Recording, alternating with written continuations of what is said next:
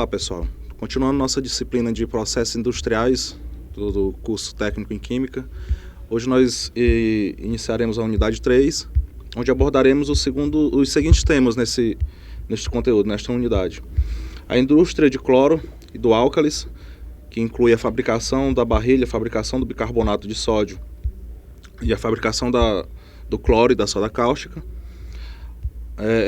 Teremos também a fabricação do hipoclorito, como alvejante, cerâmicas brancas, produtos estruturais de argilas, os refratários, produtos especiais em cerâmicas, esmaltes, metais esmaltados, falar um pouco sobre o cimento, Portland, e sobre as normas de segurança na indústria química, né, os riscos os riscos químicos e os riscos de incêndio.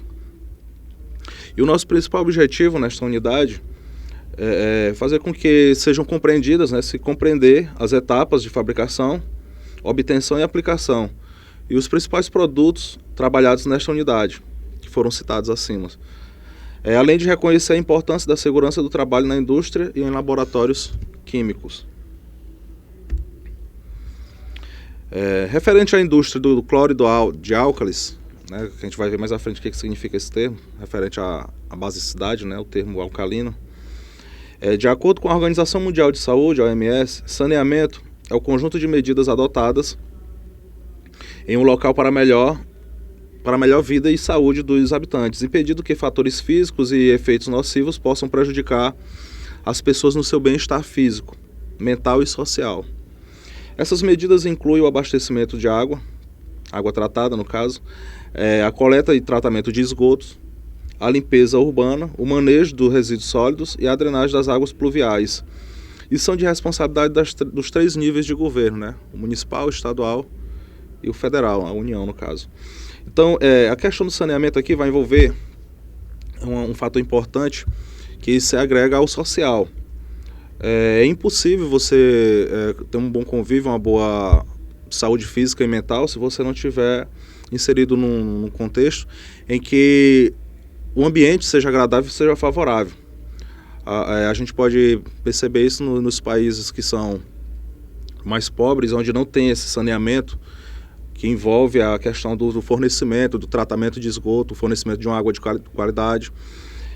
A gente vê o reflexo desse saneamento precário na forma da qualidade de vida, onde as pessoas passam a adoecer com mais frequência, com maior facilidade, onde se tem uma forma de contaminação de alimentos, da própria água, né? A gente tem a questão da malária, da cólera, que se refere, não deixa de ser impactado por essa questão do saneamento. E a questão do saneamento, no que diz respeito a essa indústria, a gente vai ver que o cloro em si, ele é o elemento químico que ele tem influência direta por formar os principais compostos que vão atuar como desinfetantes, como esterilizantes nesse ramo da química, né? Nesse ramo da indústria. E é uma responsabilidade, como a gente citou, tanto do município, do estado, como da União. A desinfecção eficiente da água e esgoto é realizada com o uso do cloro, como foi citado. Este também é a matéria-prima para a indústria de tubulações de PVC, a serem empregadas nas redes de saneamento. Hoje em dia é mais comum, é mais visível a utilização desses tipos de tubulação de PVC nas grandes capitais, principalmente tanto para o tratamento, né, a questão do esgoto, do saneamento em si. O esgoto a céu aberto ele tem sido, de uma certa forma, evitado e até melhorado nas grandes cidades. E a questão do abastecimento, né, do fornecimento de água também, ele se dá por conta desses tubos que antes, em algumas cidades, ele era feito por tubos de ferro, né, metal mesmo, e até de amianto, que a gente sabe hoje em dia que o amianto é uma substância cancerígena e por isso tem sido até evitado, de uma certa forma, o contato, né, o manuseio. A gente também é perceptível, é notável a questão das caixas d'água. Antes, uns 10, 15 anos atrás, era muito mais comercializável. Era fácil o acesso e era visível a utilização de caixa d'água de amianto.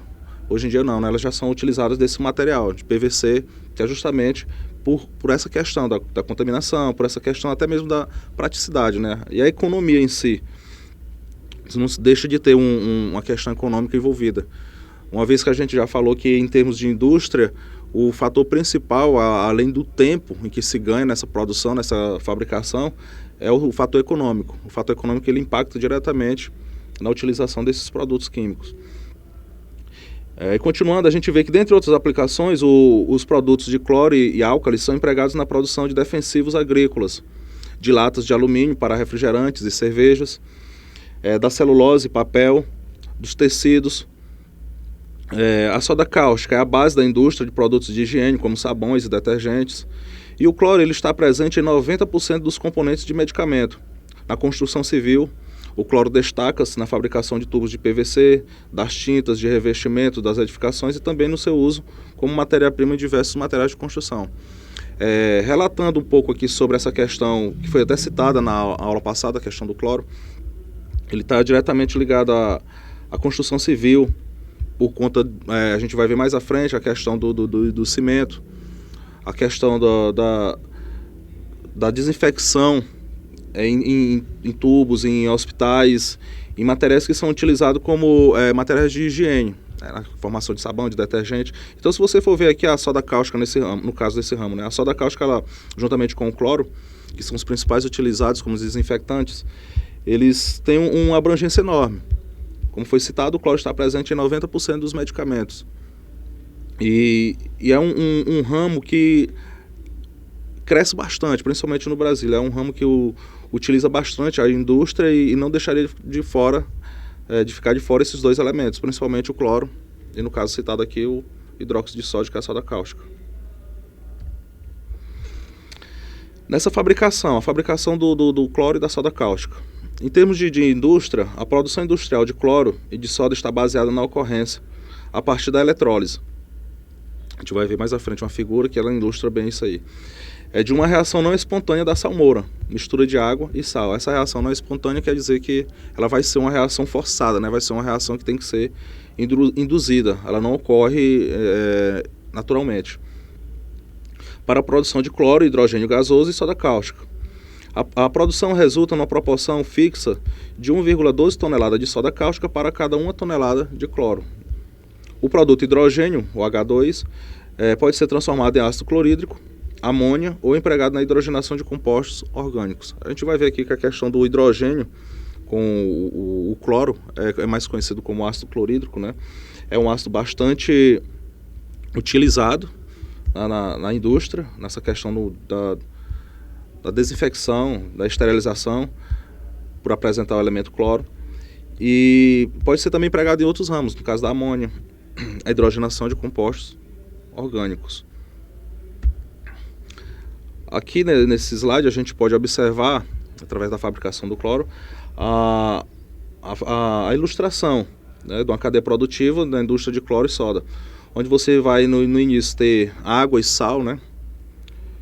E esse fornecimento de energia elétrica, que vai ser justamente esse processo que a gente chama de eletrólise, onde a partir dessa eletrólise nós vamos ter o desprendimento do hidrogênio, na forma de gás, ter o cloro em solução, juntamente com a soda cáustica e o carbonato de sódio. Esse hidrogênio, uma vez reagindo com o cloro, ele vai formar o ácido clorídrico. E esse cloro, uma vez em solução reagindo também com a soda cáustica, vai formar o hipoclorito de sódio, que é o elemento principal que se utiliza nos alvejantes, que a gente comumente em casa chama pelo nome comercial de água sanitária, né? É o principal elemento, o principal componente. E aí, baseado nessas produções, nesses reagentes, nesses produtos dessa reação, a gente vai ter aí a formação, as principais atuações, no caso do alumínio, o papel e celulose, a química e petroquímica, as resinas plásticas, a metalurgia, os defensivos agrícolas, e por aí vai. Então, sabões, a gente vê aí as ilustrações de vários, né? O tratamento de água, todos esses materiais, uma vez produzidos a partir do cloro, no caso do cloro e da soda cáustica, eles vão ter esses atributos, que podem ser utilizados em vários ramos da indústria. A fabricação de álcalis, no caso que as substâncias que são derivadas do hidróxido de sódio, né? Que vai ter como principal função a função alcalina, né, a função da basicidade, pH acima de 7, a gente pode destacar esses três: a barrilha, o bicarbonato de sódio e o hipoclorito de sódio. Sendo que a barrilha, né, a fórmula química de Na2CO3, é um importante insumo para a indústria de vidro, sabão, papel, tratamento de água, cerâmicas, têxteis, metalurgias, remédios, fotografia, petróleo, couro, açúcar, dentre outros, né? São vários, abrange um ramo grande na indústria e na química, né? O processo de fabricação da barrilha é baseado no uso da salmoura, natural ou artificial, uma fonte de sal, o NaCl, né, o cloreto de sódio, o sal de cozinha, e o calcário, carbonato de cálcio, o CaCO3, que o coque, né, esse coque, eles são fontes de carbono para a calcinação do calcário. Além da amônia, que é um reagente cíclico no processo, e a reação global se dá dessa forma: o carbonato de cálcio, CaCO3, reagindo com duas moléculas de NaCl, vai produzir a barrilha, né, o Na2CO3, mais o cloreto de cálcio. Essa é a reação global de uma forma simples, ilustrada. Um outro fator importante que a gente vai abordar nessa unidade 3 é referente às cerâmicas. O que vem a ser? Qual a definição melhor para o termo cerâmica? A palavra cerâmica, ela tem a origem grega de keramos e significa terra queimada. Este termo tem sido empregado para referir-se aos materiais inorgânicos obtidos a partir de compostos não metálicos que são solidificados por processos de queima. É notável que hoje em dia se tem um aprimoramento desse termo, dessa fabricação, né, que antigamente as pessoas utilizavam e faziam de uma forma até mais rústica. O próprio homem, ele tem evoluído nesse fator. E um exemplo fácil de ser citado é a questão dos tijolos, quando eles eram feitos, vamos dizer assim, no fundo de casa, no fundo do quintal, onde a partir de uma argila que eles já tinham por experiência uma certa compatibilidade com um tipo de tijolo que eles queriam fazer um tijolo caseiro, aquele tijolo de uma forma rústica, onde de uma certa forma teria uma eficiência. Não era queimado de uma certa forma, o processo se daria de uma forma secada no sol e sem umas análises prévias do tipo de argila que era trabalhado. Tinha um tijolo de uma certa forma até eficiente, até uma certa forma viável, né, para o determinado uso que eles empregavam. A fabricação de cerâmica vem acompanhando o homem em sua história desde tempos remotos. Museus abrigam relíquias de barro fabricadas e usadas pelos homens no passado e atestam que, com isso, a cultura vigente na época, né? Então é o que eu falei. Ele aprimorou, mas mesmo sem o uso de uma técnica avançada, ou seja, de um conhecimento prévio sobre o que era composto, aquele tipo de argila, aquele barro, grosseiramente como falado, eles tinham, uma certa forma, um tijolo, tinham um telhado, dependendo da aplicação dessa argila, para um meio que, de uma certa forma, satisfazia aquela necessidade. E foi se aprimorando, e hoje tem esse processo muito mais aprimorado por conta desse avanço tecnológico e industrial. As matérias-primas, né? As matérias-primas, propriedades e áreas de utilização, são fatores que influenciam na classificação do setor econômico, aliás, do setor cerâmico, perdão, em subsetores, os quais normalmente se apresentam como cerâmica vermelha, materiais, que são placas de revestimento, cerâmica branca, materiais refratários, isolantes térmicos, fritas e corantes, abrasivos, vidros, cimentos e a cal e cerâmica avançada. Então, de uma certa forma, a cerâmica, nesse sentido, ele vai abranger esse setor por completo. Desde o que a gente entende por refratários, as cerâmicas brancas, que são os porcelanatos, a porcelana em si, que é utilizada até em banheiros como revestimento, né, os vasos sanitários, são uns exemplos. Então ela abrange de uma certa forma uma variedade que foi a partir de um simples procedimento, um simples experimento, criou uma variedade dependendo da forma que for utilizada, a necessidade. Porque a gente vai ver que são colocadas várias temperaturas, diferentes temperaturas para o tipo de cerâmica que quer se obter, né, que quer se trabalhar, quer se produzir. No caso das cerâmicas brancas, as cerâmicas brancas são assim chamadas porque geralmente seus produtos eram originários de massas dessa mesma cor, como é o caso de louças de mesa, as louças sanitárias, ladrilhos e azulejos, isoladores térmicos, além de porcelanas química e dentária. A gente sabe que hoje em dia até a questão da estética, né? A parte dentária também é utilizado a porcelana. Em obturações, em restaurações, ela entra também nesse ramo.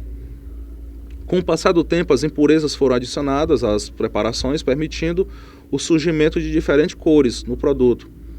É um grupo muito diversificado e os produtos, os quais possuem um corpo branco, são recobertos por uma camada vítrea, transparente e incolor de esmalte ou vidrado, que contribui também para o aspecto estético, higiênico e a garantia das propriedades físicas interessantes como a resistência mecânica e elétrica. Então, hoje em dia, a gente percebe que os porcelanatos em si, as louças sanitárias, como a gente fala, as pias, os vasos, eles utilizam dessa matéria-prima, são originadas de massas dessa mesma cor, são as massas que são específicas, e elas são cobertas, elas têm uma proteção, têm uma espécie de verniz, uma coloração que é uma propriedade que esse verniz ele vai fazer, além do mais da estética, né, de proporcionar um fator estético muito mais atraente, interessante, vai ter a questão também da proteção, que esse verniz ele vem a proteger o material e vem a garantir que essas propriedades fiquem intactas, fiquem preservadas. Continuando sobre as cerâmicas brancas, os processos produtivos de porcelana ilustra bem as transformações físicas e químicas observadas nesse segmento. A porcelana é um produto cerâmico vitrificado, translúcido, como vidrado duro, muito resistente à abrasão. Dentre esta classe, os produtos encontram a porcelana química, isolante e a dentária. O fator das cerâmicas aqui é interessante relatar que o tipo de material ele é bem resistente ao calor. Justamente por conta desse aquecimento, a gente pode enfatizar a questão dos refratários, que eles, o tijolo comum ele é diferenciado justamente de um tijolo que é utilizado na churrasqueira por conta dessa composição. O próprio cimento também, ele recebe esse nome de refratário porque ele vai suportar temperaturas mais elevadas, variando aí de 1.200, 1.500 até 2.000 graus Celsius. Enquanto já o cimento comum, né, utilizado apenas para a concretagem e para a construção de paredes, tudo, na parte industrial, na parte da engenharia, ele já não suporta esse mesmo calor. Essa mesma temperatura faz com que ocorra algumas dilatações, né, que venham a aparentar aquelas pequenas rachaduras que são visíveis. Em relação aos esmaltes, metais e metais esmaltados, o que a gente pode enfatizar? Os metais cerâmicos, os esmaltes cerâmicos formam uma fina e contínua camada vítrea sobre a superfície do corpo cerâmico ao qual foi aplicado, conferindo-lhe impermeabilidade, maior resistência mecânica e melhora nas propriedades elétricas e aspecto estético aprimorado. Foi o que a gente citou agora há pouco, né? Esse esmalte que vem a recobrir, vem a dar essa camada vítrea, um tipo de proteção, ela serve justamente para isso. Além da impermeabilidade, a resistência mecânica, ele vai conservar essas propriedades do material aprimorado e vai justamente aumentar essa vida útil, né? Vai dar uma maior durabilidade. Tratando um pouco aqui sobre um cimento, que é o cimento Portland, que ele entra também nessa nossa unidade, a gente pode relatar o seguinte: por que desse nome, né? O porquê que ocorreu essa denominação. A partir da calcinação de calcário argiloso, o inglês Joseph Auspidin patenteou em 1824 um cimento artificial que formava um concreto muito semelhante à conhecida pedra usada na construção e originária da cidade da ilha, né? No caso do Portland. Por isso que recebeu esse nome. Região vizinha à Inglaterra. Este produto, também chamado de clinker, ficou reconhecido com o nome de cimento Portland. Então, na verdade, foi a partir de uma calcinação, né? A queima elevada, uma temperatura elevada desse calcário argiloso, formou esse tipo de cimento que passou a ter uma característica parecida com o cimento utilizado na construção civil, e por isso ele recebeu esse nome. A questão do cimento Portland é referente à origem, né? Ao local. No processo de fabricação do cimento Portland são empregadas principalmente as matérias-primas de calcário, argila, minério de ferro e gesso, as quais devem ser cuidadosamente dosadas e analisadas nas etapas dos processos para que se garanta a composição química desejada do produto final. Outro cuidado é a granulometria, adequada e uniforme em matérias-primas. Essa questão da granulometria aqui a gente pode enfatizar o seguinte item: é a seguinte vantagem. A granulometria ela está justamente associada àquele termo de onde eu posso falar da superfície de contato. Quanto menor essa granulometria, maior a superfície de contato e maior vai ser essa reação, melhor vai ser essa questão da impermeabilidade. É um fator que vai influenciar diretamente na granulometria. E o último item a gente trabalhar nessa nossa unidade se refere à segurança na indústria química, né? A segurança que vai englobar de uma forma geral o que é mais seguro, como se deve ser trabalhado na indústria química de forma segura. Quando se observa o local de trabalho do químico, ou seja, a indústria ou o laboratório, é possível associar a ele algum tipo de risco? Claro que sim. Então, neste caso, a questão da segurança deve estar sempre presente, pois é preciso evitar que os efeitos adversos decorrentes da produção, armazenagem, transporte, manuseio, uso e descarte dos produtos químicos se estendam ao meio ambiente e às mais variadas formas de vida. Aqui ele engloba de uma forma geral a questão da segurança. Porque você tem que trabalhar num ambiente seguro, e esse ambiente seguro ele tem que propiciar tanto a questão da armazenagem, o transporte, o manuseio que você vai ter com esses produtos, o próprio descarte que você vai devolver esses produtos ao meio ambiente e as formas variadas de vida, porque de uma certa forma esse impacto que você manuseia, que você descarta, que você até mesmo produz, que você tem, ocorre essas reações, de uma certa forma vai ser impactado diretamente no meio ambiente e com isso abrange outras formas de vida que também devem ter essa segurança. E em relação às normas de segurança, a gente pode citar algumas. Tem essas normas regulamentadoras, que são as normas, a norma número 6, que vocês querem dar uma pesquisada, pode até acompanhar melhor num site de busca da internet, que ela vai relatar bem melhor o que trata, né, a especificidade dessa norma. Mas a número 6, a norma regulamentadora, a NR número 6, ela refere aos equipamentos de proteção individual, os EPIs. Você vai ter a questão do EPI, a questão da sua proteção quando você estiver manuseando, trabalhando com esse tipo de algum tipo de material químico, né, produto químico. A NR número 9, que trata dos programas de prevenção de riscos ambientais. Justamente a gente falou a questão do meio ambiente, dessa colocação, dessa exposição ao meio ambiente. A NR número 15, que é as atividades insalubres, operações insalubres. Você está trabalhando num ambiente que, de uma certa forma, oferece perigo, por se tratar de produto químico. A NR número 16, que são as operações perigosas, consideradas relacionadas ao trabalho como explosivos e inflamáveis. A número 25, que são os resíduos industriais, esses resíduos que devem ser de uma certa forma tratados, não podem ser descartáveis ao léu, não podem ser devolvidas ao meio ambiente sem um tratamento prévio. Assim como as proteções contra acidente. A número 23, a NR número 26, a sinalização e segurança. Essa questão da fábrica, ela tem que ter todo um mapeamento das áreas de risco.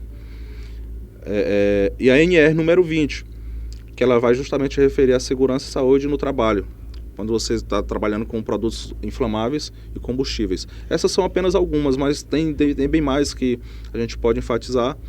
E essas seriam as mais importantes que eu achei mencionar no nosso curso, na nossa terceira unidade. Então é isso, gente. Eu espero que tenha saído bem, que essa terceira unidade tenha ficado esclarecida. E fica um forte abraço a todos e até a próxima.